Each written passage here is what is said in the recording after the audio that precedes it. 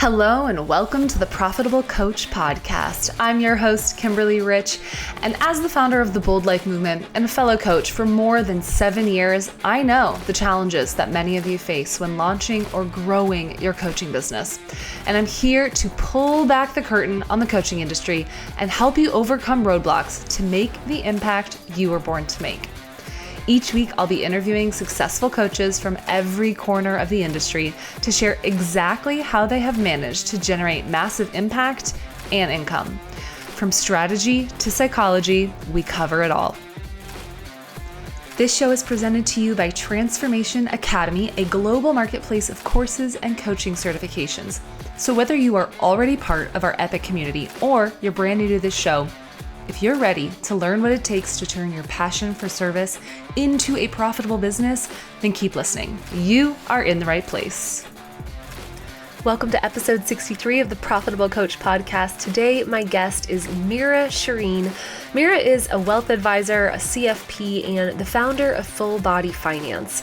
She blends a really unique combination of financial strategy, somatic coaching, and values-driven business mentorship to empower her clients to create wealth that feels just as good as it looks. And I love today's conversation because Meera is the living embodiment of what it means to be your own niche. So if you are someone who has a lot of different interests and you're curious how to make it all tie together, then today is a great episode for you. Without further ado, please welcome the one and only Meera Shireen. Welcome to the Profitable Coach Podcast. I am so excited to have my friend, my colleague, my fellow mastermind, beautiful goddess, Meera Shireen. Welcome to the show, Meera. Thank you so much for having me, Kimberly. I'm so excited. Yeah, so this conversation was really enticing to me because Meera kind of has her foot in a lot of different worlds. There's some coaching that she brings to the table. There's also her experience as a wealth advisor. And so I thought this dialogue could benefit listeners on a lot of different levels. So since our audience isn't necessarily yet familiar with you, do you want to just take us back to the beginning and share with everyone, what was it that got you started as a coach specifically? And what did that look like in the early days? Yeah, so I started out working in financial planning. It never really was my intention. I always kind of wanted to work in nonprofit. I knew I wanted to help people. I kind of fell into this work of being a financial advisor. And when I went out to start my own business, I discovered something called financial coaching. And I was like, this is really interesting. I am such like a human oriented person. Like, I love a good spreadsheet. Don't get me wrong, but I am such like, I just love connecting with individual people, and financial coaching seemed like such a great way for me to utilize that passion. I remember when I first started at the wealth management firm that I worked at here in Boulder, we did a strengths finder test, and everyone's strengths were like leadership and precision and like all of these kind of like very financial planning-y technical things. And mine were like connectedness and positivity. Same. And everyone would always, right? And everyone would always like joke about how I was like more suited to be a yoga instructor than a financial advisor.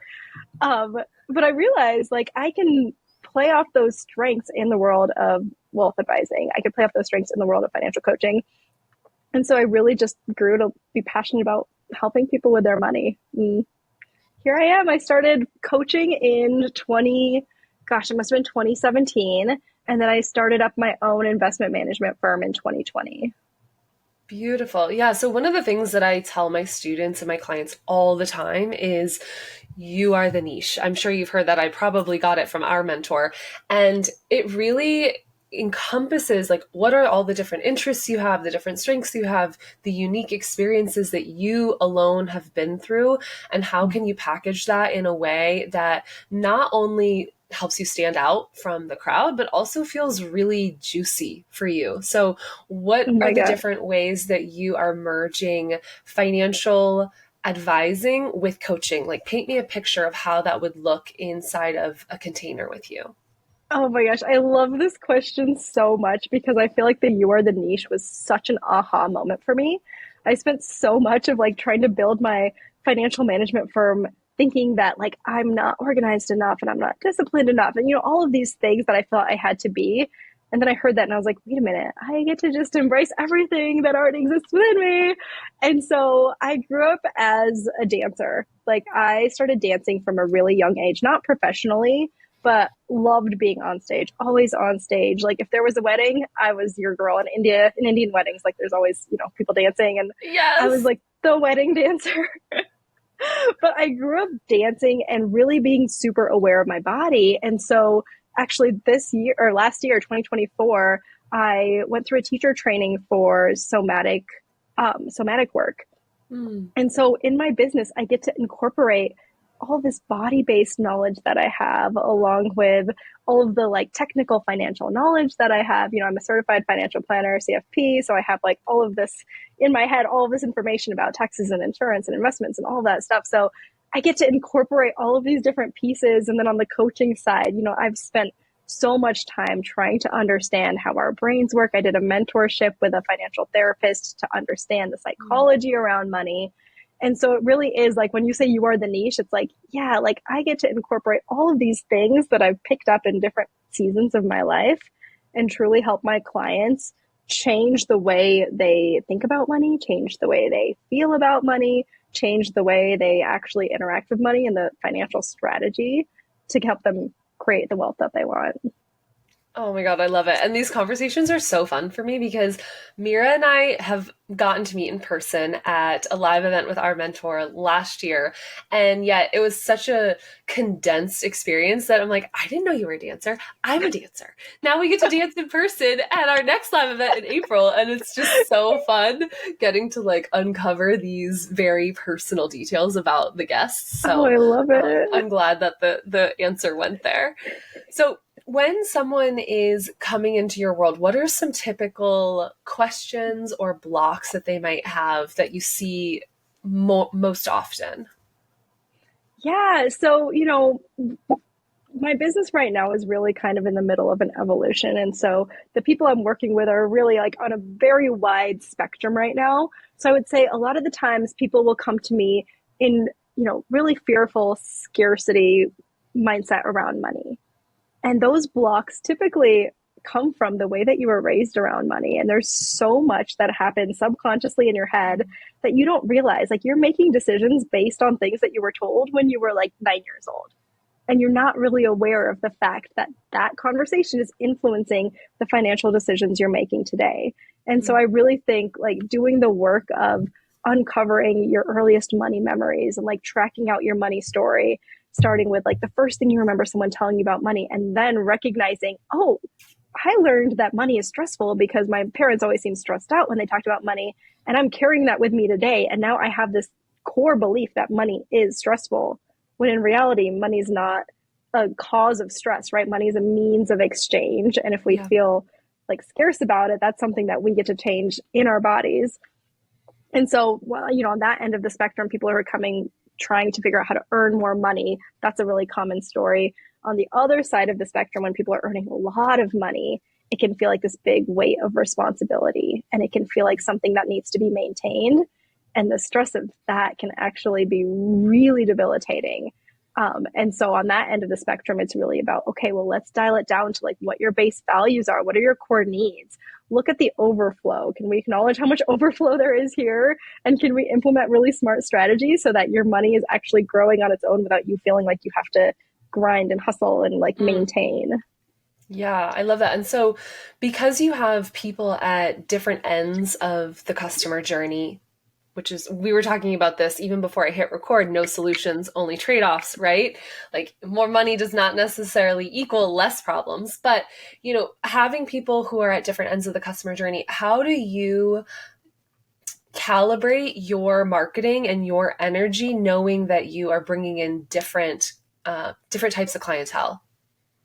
Yeah. And I think that has been such a process for me because I come from working in these wealth management firms that cater to really high net worth individuals, in San Francisco, and then even here locally in Boulder. It was, you had to have a certain asset level in order to get this type of financial work. And so when I started my business, I kind of went the opposite direction and was like, anybody, like, I want to make sure I can serve everybody.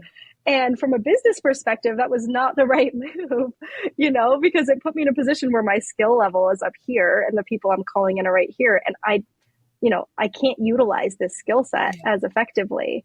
And so now I have different tiers of offerings so that when I want to, talk about high level investment strategy, wealth building, legacy building, there's a place for people to plug into that. And everyone who sees that is like, I'm not there yet, but I want to be there. There's also a place for people to plug into that too. And, as our mentor says, you always want to talk to the highest common denominator, and people will either be there or they'll be aspiring to be there. Yes, I love that. Really understanding and illustrating that you can, and maybe should, I don't like to shit on people, but it can be really fruitful to decide what is that customer journey. Like, what is the highest level at which you can serve? And even though you might have this really altruistic desire to serve everyone at all levels, how can you begin by serving the highest need and then also having a place for people to funnel in from, get to know you, have something to aspire to, etc. And so what are the different... Yeah, go ahead, please. Yeah, well, I think that also when it comes to money work, there's the ethical side of it too, as well, where it's if someone is coming to me and they can't afford my services or can barely afford my services, and I'm trying to charge them something up here, that feels a little incongruous in my system. And so then it's okay, actually, this is my service and this is what I charge for this type of person. And if you're not quite there yet, here's something that you can do on your own that I'm willing to offer you. Here's something that you can step into so that you can create stability so that eventually we can work together over here. Yeah, I love that. So let's double down on that for a second. When we think about what are our lower ticket or maybe even free offerings to give people an immediate transformation who aren't necessarily ready, able, and willing to pay high ticket, what are some examples of that, point being, they're not trading your time since you're not getting much money for it. So what are some examples you've created in the past? Oh, I love this. Yeah. I mean, one big one I could think of is a course I created about debt. And I created it knowing that this was never going to be the foundation of my business. But just the other day, someone reached out to me wanting to work together one-on-one, and they weren't a great fit. And so I sent them to the debt course for free. And I was like, hey, here's something. It's not taking any of my time up, but I know that you're excited about creating your wealth building journey. I know that you have, you want to be able to work with me in the future. So here's a place for you to get started. Another thing I do all the time is if I get a question from somebody about a specific financial topic, I'll just record a video on it immediately instead of answering it and letting it go. I'll record a video, I'll send them to video, and then I'll post it on my socials and be like, hey, if anyone else is curious about this, here's a video on it. And so it really creates that kind of one-to-many system so that it's not taking up that much of my time, and I'm also creating a library of resources for people to be able to use. Yeah, I love that. I think that this shift in focus from hourly coaching, which is kind of the intro model, right? When someone thinks, I want to become a coach, that's probably the first thing that pops into their head, to really starting to conceptualize what are assets, evergreen assets that I could create, and how can I repurpose them over the years to come, the months, if not years to come. And that could be as small as a video that you post on your socials that maybe then gets added to something else behind a paywall later, packaged in a different way, all the way up to a debt course that you can refer people to whenever they have a question about debt. I think that's so genius. I'm curious if there are other assets that you are either in the process of creating or excited to create in the future. Oh yeah, absolutely. I feel like when you're in the zone, all of a sudden you can think of a million things that you want to create, and you're like, I'm going to do this, I'm going to do this, I'm going to do this. But right now, I'm really stepping into what I like to call the rich hippie vibe, which is how can we make our lives feel really luxurious and also have a positive impact on our environment and our surroundings, and really live our values. And so I'm in the process right now of creating rich hippie gift guides and sourcing brands and finding brands that are doing really good things in this world, really giving people an avenue to be hey, I want to take care of myself, but I also want to embody my values. And I don't want this to be a trade-off. I don't want to have to live like a hippie. I mean, I'm the person who used Dr. Bronner's only for like years on end and like wouldn't buy anything. I had like such a little hippie moment where I was, just trying to like live off nothing and like have the least amount of impact. But I realized like, no, I can actually, there are brands and companies out there that are doing good things in this world. And if I choose to circulate my money in their direction, then not only do I get things that I desire, I also get to have that positive impact on the world. Yeah. Oh my God, there's so many things about what you just said that I want to highlight. One, rich hippie. That is so catchy, and it really embodies the seemingly mutually exclusive concepts put together to make your brain go, wait, what? And I love like the image that it conjures up. So please run with this rich hippie thing. Oh yeah. I also had in the back of my mind, I wanted to ask, what are some personal stories that you share in terms of here's how I embody my brand? And you just shared like such a beautiful one. I used to live this certain way and now I do this. So this is one of the things that we teach inside our containers all the time is what are examples of your own personal transformation that you're a couple steps ahead. You're the living embodiment of what you teach. So one of the things I love is the 3 types of experts. Expert number 1, I've gotten these results for myself. Expert number 2, I've helped other people get these results. Expert number 3, I've studied extensively how to get these results. And I feel like you really encapsulate all 3 of those with the way that you're surfing. And I'm just curious, like, what are some other kind of like moonshot things that you want to do with the rich hippie vision? Oh Because I man, see it being big. Yes, me too. I've just been loving the rich hippie movement that I'm creating. I have like ideas of having an app where you can type in a brand and see a score as to like where it aligns with your values. The main reason I actually ever decided to take a job in finance is because in an interview, I was living in San Francisco. We were so broke. We had just got married. We were living in this like tiny little apartment. And I was desperate for a job. I was working for free for like a food startup. And I went on Craigslist and found this listing for a job. And I was like, fine, I'll interview it. Like, I'm not getting anything else. But I always hated finance. I thought it was really gross. And I thought it was really like skeevy and just people making money for the sake of making money. I didn't get it and I hated it. I failed my finance minor. Like, it was not for me. So I go into this interview just not super excited to be there. And I was talking to somebody in the interview and she was like, yeah, we are pioneering this thing called impact investing. And it's basically the idea that you invest your money in companies that are doing good things in this world. And so you get a financial return. And then there's also this social return, right? Mm-hmm. Socially responsible investing. And I was like, oh, I didn't know that could be a thing. Like I had never connected those dots before. I'd never thought of it before. And so one of the main reasons I actually ended up saying yes to that job was because they let me be part of their impact investing, socially responsible investing team. And I started to understand how much impact our dollars actually are capable of having in this world. And it's like, yeah, maybe you're really passionate about like saving the rainforest, but also maybe your huge retirement portfolio is sending tons of money to companies that are actively tearing down the rainforest. And like, how can you resolve that? How can you create a through line so that the things that you care about, you actually end up showing with the way that your money is circulating through this world? Yeah. And wow. So I also have this idea of like a consumer section where it's like things that you buy, make sure that you're circulating your money in a way that aligns with your values. The money you invest, make sure that's being circulated in a way that aligns with your values. And so really, yeah, like really values driven, values oriented. You have all of this wealth and you have all this money and you're putting it into the world so that you're creating the world that aligns with your values. Wow. I'm the former project manager in me and the life coach in me is like, what's your next step?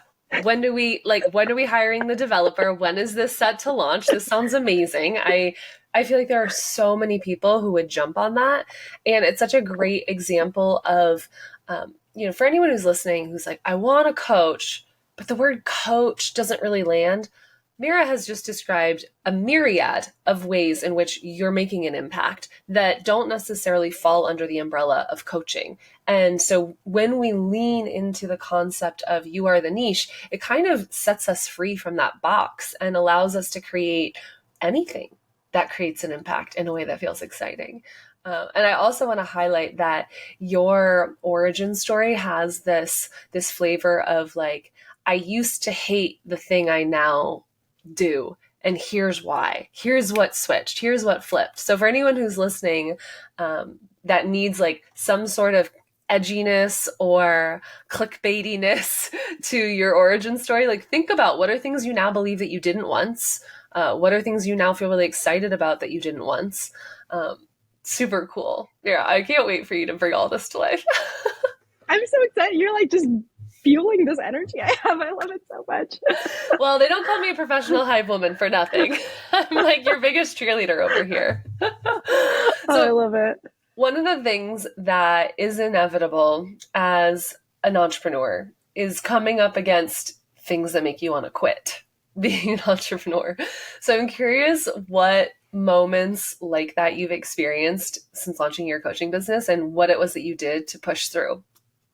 Oh my gosh. I just think that being an entrepreneur is so challenging in so many ways that like you cannot prepare yourself for.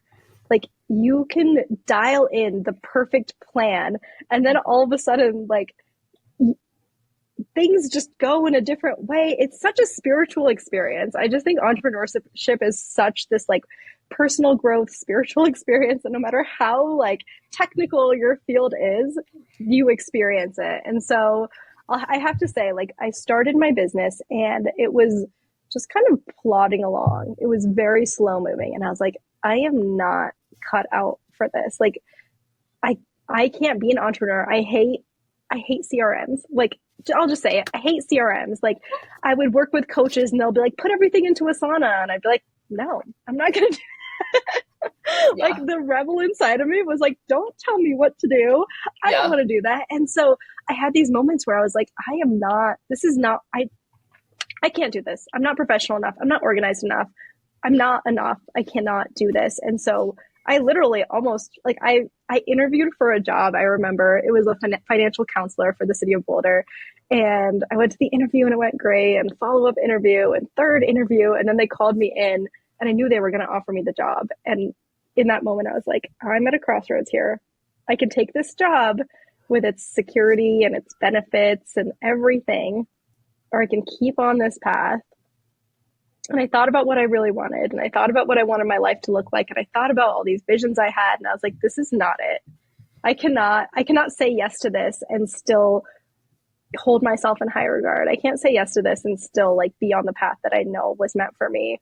And so that was definitely one moment in my life where I like could have chosen a different path. It was right in front of me, and I was like, you know, I'm thinking about my future self and she's saying no to me.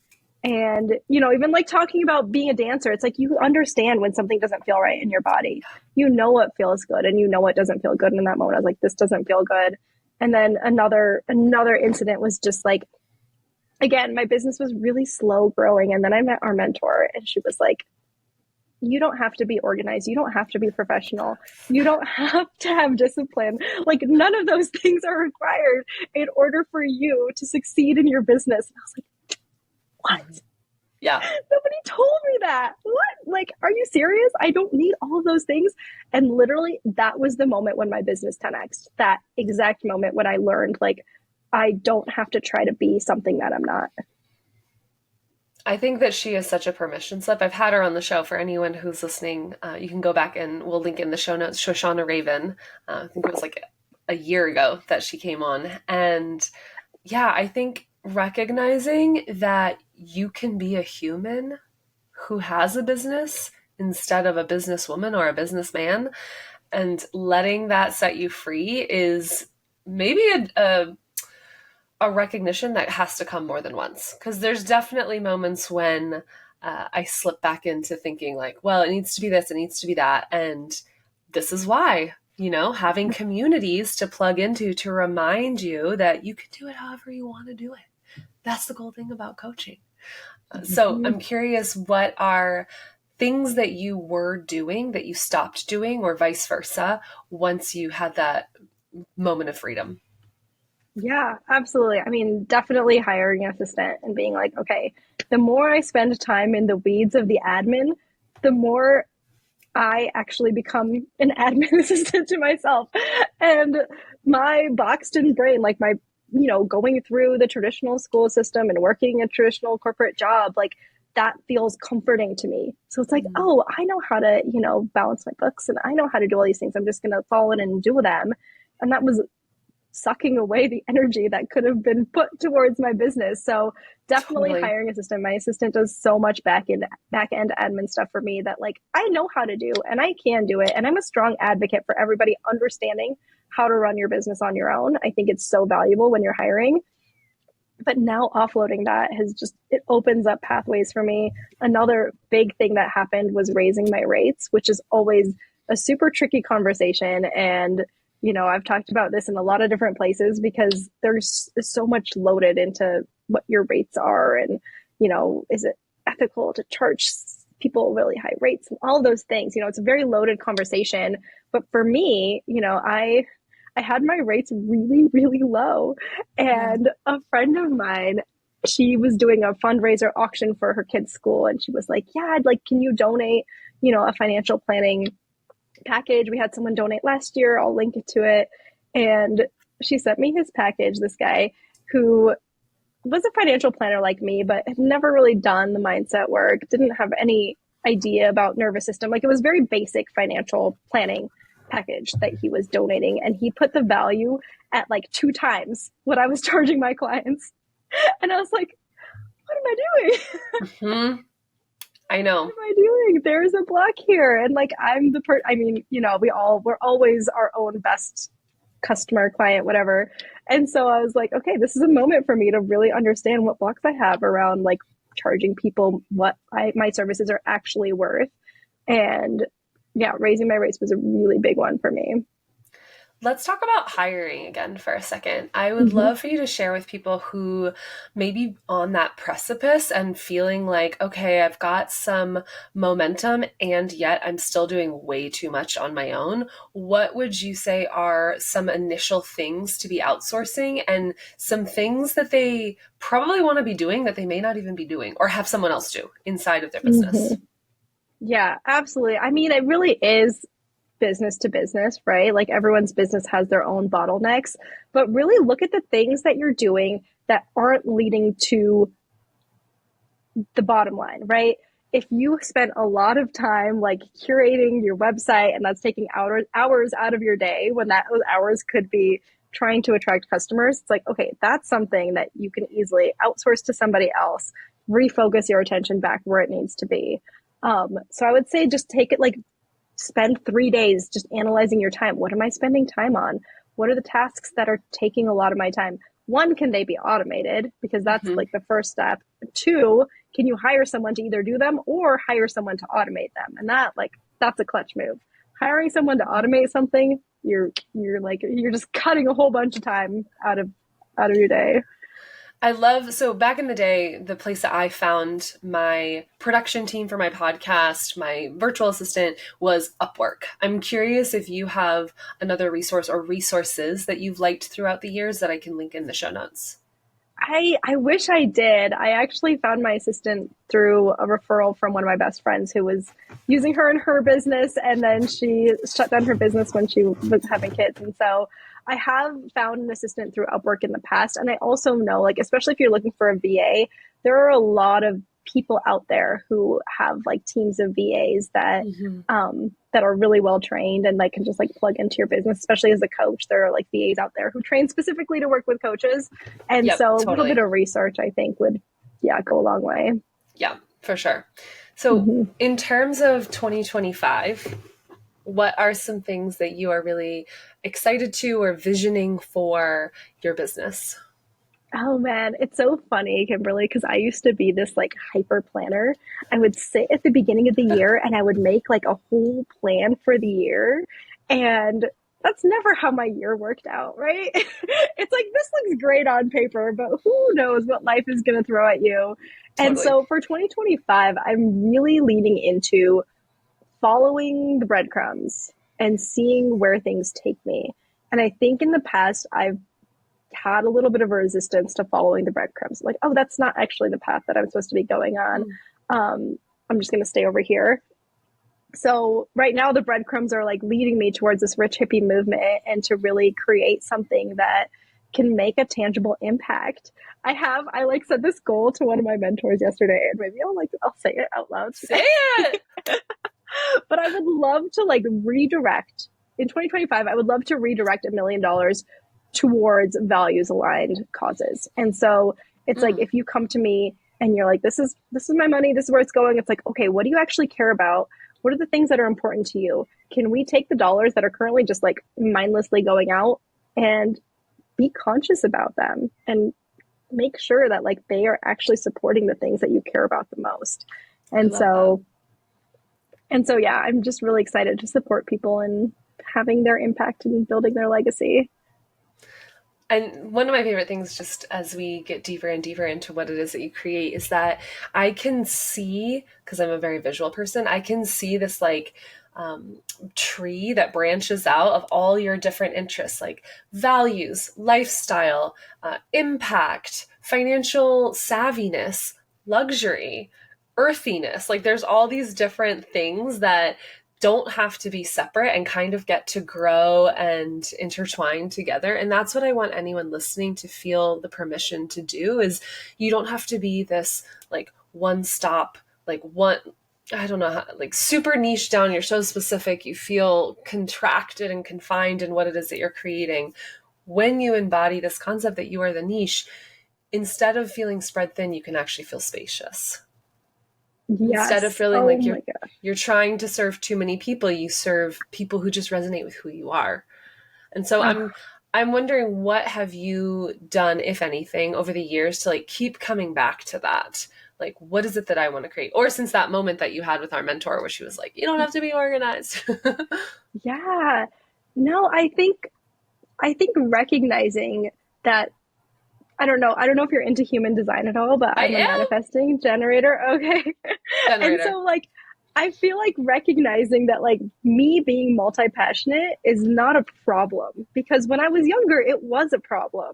Like I wasn't able to like be multi-passionate because it wasn't aligned with the kinds of values that other people had in mind for me. And so that recognition was like, oh, I actually get to embrace all these different parts of me.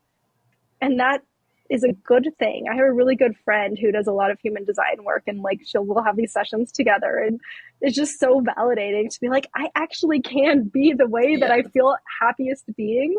Like, I'll throw another little curveball at you. My dad and I co-run a bed and breakfast out of the foothills of the Himalayas. And so, you know, in the mornings I'm on the phone with India, like talking to a property manager, and, you know, we're trying to make it this like wellness resort. We have like a little sauna, and we have a little amphitheater, and we have masseuses that come in. Like, it's like local organic food. So we're running this.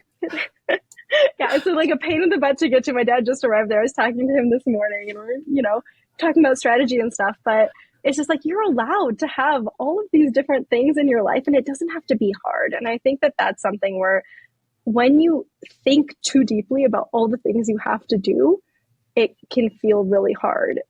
And then you look at your phone and you're like, oh, I had 3 hours of screen time today. So clearly, like, there's spaciousness in my day. It's just not being utilized in the right way. Can I meditate for an hour and then work on this other project for 2 hours and like feel even better? Maybe that's what I need to be spending my time on. And so I think, instead of thinking too hard about like all the things that you should be doing, it's really just like staying in the moment, being like, what feels exciting to me right now? What am I called to do? How can I make sure that I'm living in alignment with the things that I want to prioritize? Yeah, I feel like so much of getting what you want in life is being brave enough to like be ruthless with your time and be confronting with yourself about how you're spending it. Because if we end each day with a few hours of Netflix and a few hours of Instagram, and yet we're not making progress on the things we say we want to be making progress on, like there's no one to blame but ourselves. And Yep. that can be very, very confronting for people. Have you read Existential Kink? Yeah. Yeah. I read it before it was in our book club. And so when Me it came too. back around, I was like, damn, this is really useful. It's so good. And it's like, it makes you confront those things where it's like, what part of me would prefer to watch Netflix for 2 hours than to actually make progress in my life? Can I talk to that part? Can I talk to that part of me and be like, hey, I know this seems like it's what you want, but like, let's dial it in. I know. And then also like this recognition that oftentimes the things that we are mindlessly pursuing having some grace around, well, why are we? Okay. Is it the pursuit of connection? You haven't had connection all day, so you're watching faces and living vicariously through other people's connection, and it gives you that dopamine, that serotonin, that real life connection would actually give much more, but for whatever reason you couldn't have it today. And then being like, okay, with that new awareness, that loving awareness of self, how can I find a balance? How can I understand that I'm getting a need met here while also sacrificing other needs that I say are important, like creation? Oh, I love that. I love that. Just like pausing for that moment of introspection and being like, okay, am I in avoidance energy? Am I in procrastination energy? Am I like just trying to connect? Yeah, that's super powerful. Yeah. And I love what Shoshana has said recently a lot about, the bigger the resistance, the greater the impact the thing is probably going to make on your life and maybe the lives of others. And so if we look at the things that we put off, it's probably the thing that is going to move the needle the most for us. And so our ego, our identity is like resisting it, because then we have to change, then we have to expand into a new way of being. And that can be really terrifying. Yes. 100%. Oh. So I'm wondering, what have you learned over the years? 2017, it's a long time ago now. What have you learned that you wish you had known when you first started coaching? Oh man, I think that every mistake, every failure was absolutely necessary. And so I think like, oh, if I could give myself advice, what would it be? But it's like, advice doesn't stick until you're ready for it, right? Totally. And so it's like, I think the biggest thing is like, just do it. Just go for it. Whatever it is that you're thinking about, just do it. Because the longer you don't do it, the quieter that voice becomes. And then it becomes overshadowed by something else. And so there's been so many times where I'm like, oh, I had this idea and then I didn't follow through on it. And now it's like, oh man, that would have been maybe really cool. And obviously that path wasn't meant for me. But nowadays I'm like, I have this idea. I'm just going to throw it out there and see what happens. Yeah. Taking action is so key. So one of the things that I get asked all the time, especially by newer coaches, is, well, how do I get clients? How do I get clients? How do I get clients? And I've learned through both lived experience and being in a lot of different mentorship containers, it's often a matter of not even making an offer, not actually being visible, not letting people know that there's a way to work with you. One Facebook ad does not make a marketing campaign. And with that, I'm still curious, what are some different energetics and strategies that you've tried over the years, and how have they panned out? So for me, the best way that I've gotten clients is really just like being a human being and connecting with other people. It's like, okay, like I love talking to people, as you probably have guessed. And so it's like going to networking events, like joining groups, joining communities, just being a human being and like being really excited about what you do is naturally magnetic. And obviously you do need to have some visibility. So it's like getting over that hump of being scared of what people will think, which like it's really real. It's scary to think that like someone out there might be judging you. But once you get over that hump, it's like, be visible, connect with people, be human, be authentic, really like truly want to serve. I think that's a big one too, because we're smart. We can sniff out when somebody's trying to just get a client, like human beings are so freaking smart. And so if you're really excited to serve and you really are passionate about the work that you're doing, people will be drawn to that. And just, Yeah. it's just a matter of like getting in front of enough people so that your ideal clients can find you. If you're Yeah. hiding in your office, like not talking to anybody, it's going to be really hard. But if you're out and about connecting, networking, I was just talking about this in my Instagram stories about how like creating that openness with the world. Don't go into the world with like your headphones on and your phone in front of your face and expect to create authentic connections with anybody. I met this woman. I was at a coffee shop and she was sitting next to me and we're both sitting there and I like commented on how beautiful her hair was, and now like we meet for coffee dates and like we sat and talked and cried and laughed. It was this so lovely human experience. And it's like, how much are we cutting ourselves off from those human experiences? Like, so just being open, right? Yeah. Being open to whatever is around you and creating that connection. Oh, I love that. Yeah, it's a frustrating answer for a lot of people because they are so in their head that they're like, "No, tell me what to do. Tell me what to do." And I'm like, "Let's talk about how you're being. Are you being open? Are you being helpful? Are you being generous? Are you being visible?" And, really like putting a side note on that, visibility does not necessarily have to be on social media because that's not necessarily everyone's path to cash. And yet there's a million other things that you could be doing to have those human moments, to get out into the world, to be of service. I came up with a program last year called Break Up with Instagram because I had so many people coming to me being like, it's not working, it's not working. And so in it, I talk about 100+ ways that you can market your business without social media. And I'll link to that in the show notes. But it was really, as someone who practices it, but even as the creator, I was like, this is a great reminder of just how many other ways there are to get out and collaborate and network and position yourself as an expert.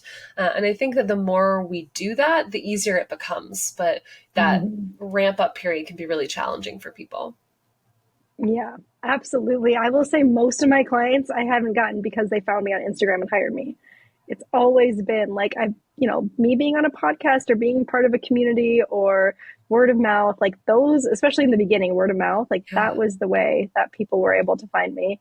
And then once you have that momentum, then it's more fun to go on Instagram and like talk about what you're doing with your clients, and that becomes magnetic. But yeah, really like harnessing the power of those in-person connections and being human. I love the affiliate, ambassador, referral, whatever you want to call it. Like that model of marketing to me is so juicy because I really enjoy rewarding people for spreading a message. And so being able to like Venmo someone a few $100 because they made a referral for my retreat or for a new client or whatever it is like a win-win-win. And I just want to drop that in for anyone who's never even considered that as a marketing strategy. I love it. Yeah. It's a little tricky in the field of finance because you can't like pay referral fees. But interesting. But it is, I mean, it's so powerful because people trust their friends. They trust, people they're close to. And so if you are able to serve in a way that benefits someone, they're going to talk about you. Yeah. It's the way 100%. Humans work. Well, Meera, tell us what are some things going on in your world that people can go get more information about, some different containers that you have. Yeah. So I have my membership space, which is called the Conscious Money Collective, that I am totally obsessed with. It's such a fun space, and it has a library of financial resources. So if you have any kind of big financial event in your life, there's likely a resource there, like a guide or a video that will help you through that process. But we also do once a month workshops. We do Q&A calls. We do book club every once in a while. And this year, we're really going to like dive into the values aligned living. And that is super fun place to dive in and get started. I also have a couple of my group programs that are available if you're a community member. So I have one program all about debt. I have a program about kind of budgeting. I have an investing program. So there's all kinds of different programs in there that you can plug into. And then I have my small group financial mentorship, which is really special to me. And it's really intimate, really small. We meet twice a month as a group. And then once a month, I meet one-on-one with each individual, and really curating a master plan for your money so that you can feel really excited about the legacy that you're building. It's called Legacy.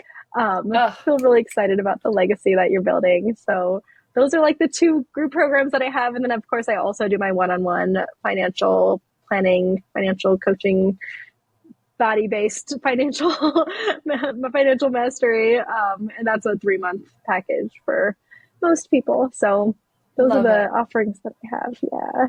Beautiful. Well, we will have all of that linked up in the show notes. If you could leave all of our aspiring coaches with one piece of wisdom, what would it be? Ooh. No pressure. No pressure. One piece of wisdom to go, huh? Let's see.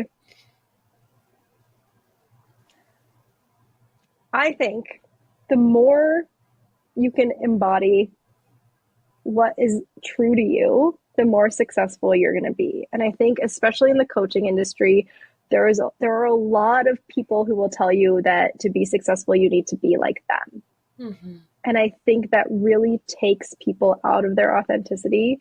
And that's not magnetic, right? That, like, again, we can sniff that out. And so if you can embody your true self, if you can remind yourself who you are, take every piece of advice that you get with a grain of salt, and really just follow what feels right in your heart and in your body, then you're much more likely to find success in this crazy industry.